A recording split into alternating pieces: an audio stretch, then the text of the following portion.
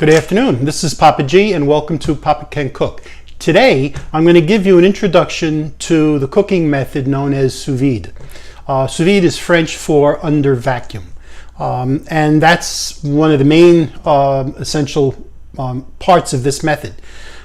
Essentially what you're doing with when you cook something sous vide, and you can cook any kind of meat, beef, pork, chicken, fish.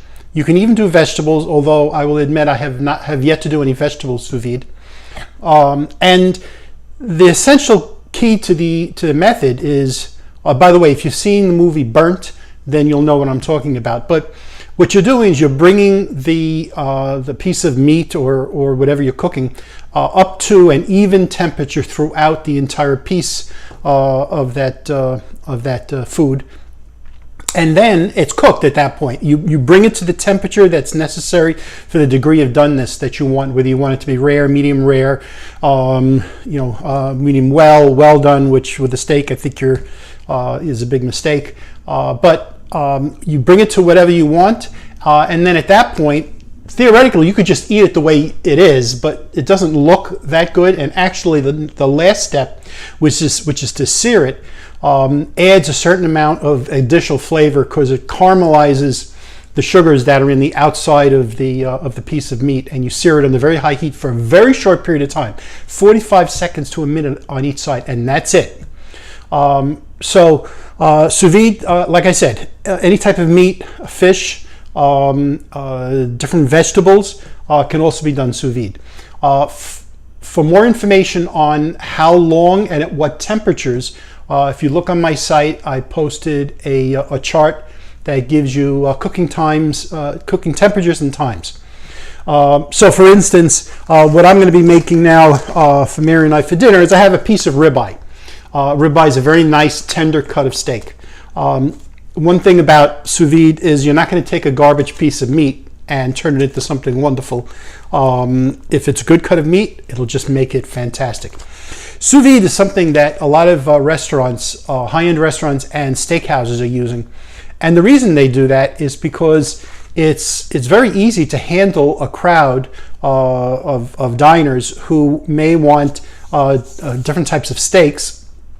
Some at medium rare, some medium, some medium well, and so forth. And what they'll do is they'll set up a sous vide bath at the target temperature, and they'll put the cuts of meat in each one, bring them to that temperature, and then when the diner is ready to be served, they take it out, sear it, and they can send it to them.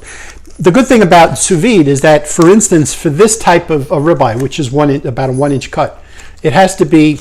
Now I like medium rare, and you have to experiment with the temperatures. According to the chart, medium rare is 135 degrees Fahrenheit. I actually have tried it, and I like 132. Believe me, the 3 degrees does make a difference in the meat. So I'll set it up so it goes to 132 degrees, and it's supposed to be there for a minimum of an hour, but it could be there for 4 or 5 hours, and it's not going to change anything because once it gets to that temperature, it's not going to get any more cooked. It is what it is, and that's why restaurants like to use this. But the big difference is that when you cook a piece of meat like this, normally either on a grill or a grill pan, or you either bake it in the oven, you're cooking it from the outside in. And what happens is you still have to get to the target temperature in the middle. And typically if you grill something, you want to use a thermometer, or there's different ways of testing it with touch and whatever. But the idea is you want to get it to not quite that temperature, about 5 degrees less. And then what you do is you take it off and you let it sit. And as it sits, it continues to heat up inside. The problem is you're heating it from the outside in. And when you heat it from the outside in, the outside of the steak, for instance, will be cooked to a higher degree than the inside. And when you cut into a steak like this, that's been grilled a traditional way, you'll find gray bands on the top and bottom around the outside. When I cook this, and I'll show it to you after I've cooked it and seared it, and I cut it, you'll see that it's the same degree of pinkness from one edge to the other edge. There are no gray bands, and it is absolutely delicious. So let me just go through the equipment that you need.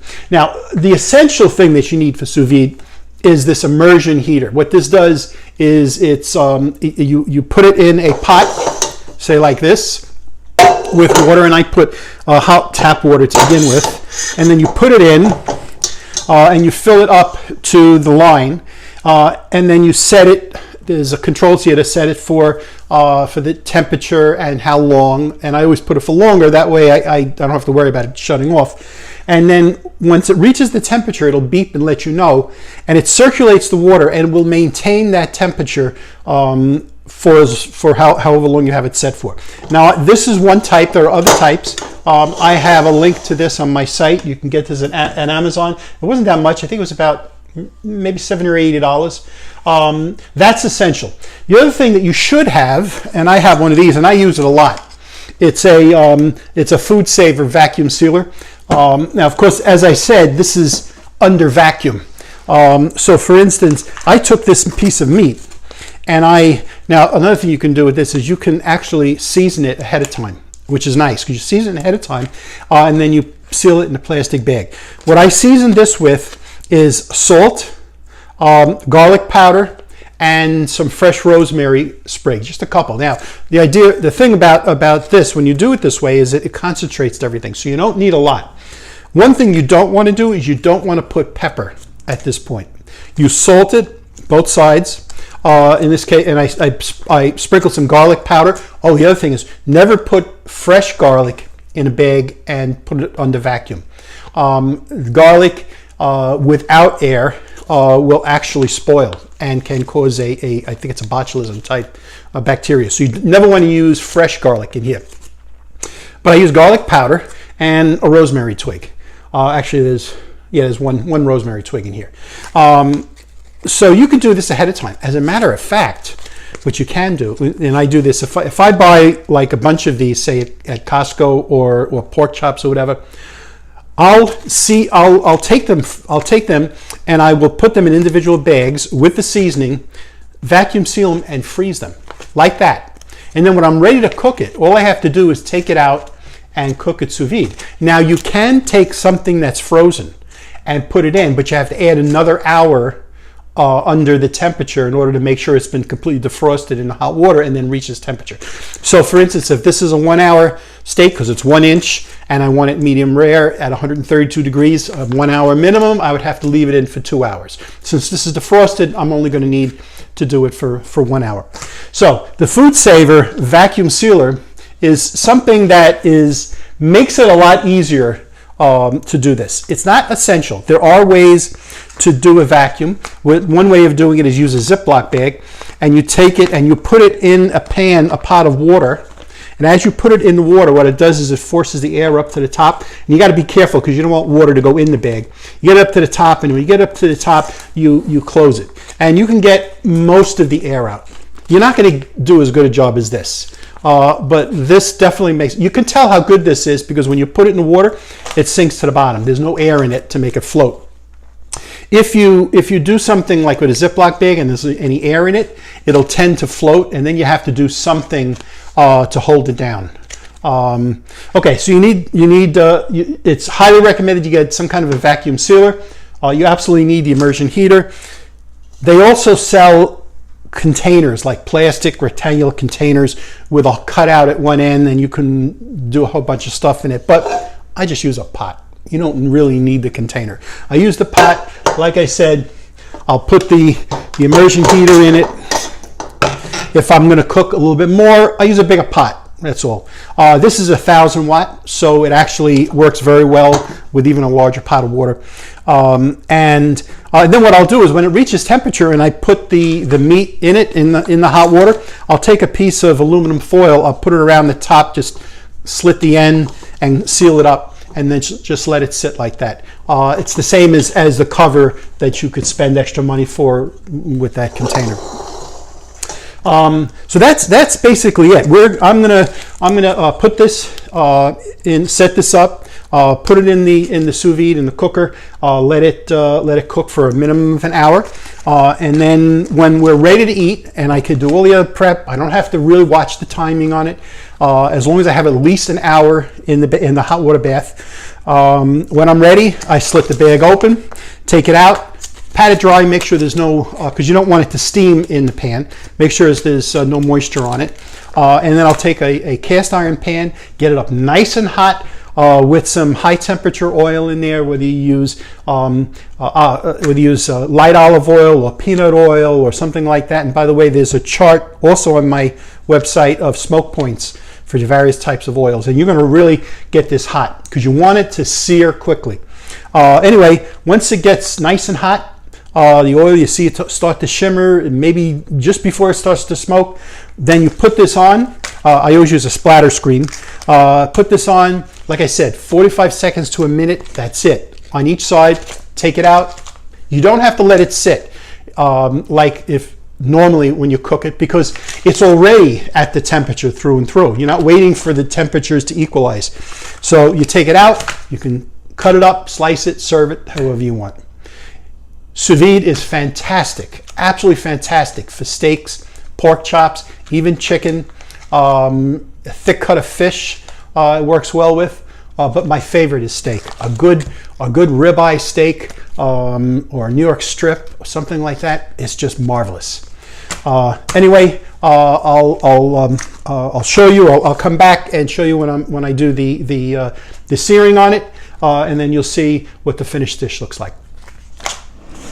So I've got the ribeye steak in the plastic bag in the sous vide bath, and it's going on 2 hours. If you notice, it's down at the bottom of the pot. That's because there's no air in the bag. So I'm going to reach in without burning myself. It's not that hot, but I'm going to take this out, and I'm going to get a scissor. I've already got the pan with super hot oil. I'm using avocado oil because that's the hottest, that has one of the highest smoke points for a cooking oil. I'm going to take the steak out. I'm going to pat it dry on either side. And let me take the rosemary off because I want to burn it. I'm going to put it in the pan. I'd like to actually put it, not drop it. Put the splatter screen on, and it's only going to be 45 seconds on either side. And then I'm going to take it out, and I'm going to cut it, and you'll see what it looks like on the inside. So I'll be back in a minute and a half, more or less. Okay, I'm taking the steak out of the pan. The heat's off. Let me just cover it. Okay, now this is good just the way it is. You do not have to let it rest. I'm going to cut it right down the middle so you can see what it looks like. And this is what a perfectly cooked ribeye, medium rare, looks like. You notice there's no gray bands top and bottom. It's pink from the top to the bottom. It's perfect.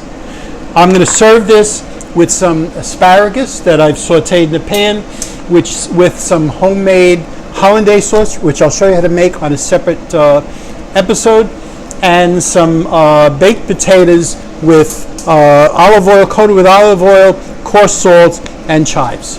Excellent dinner. I'm going to enjoy this with Marianne.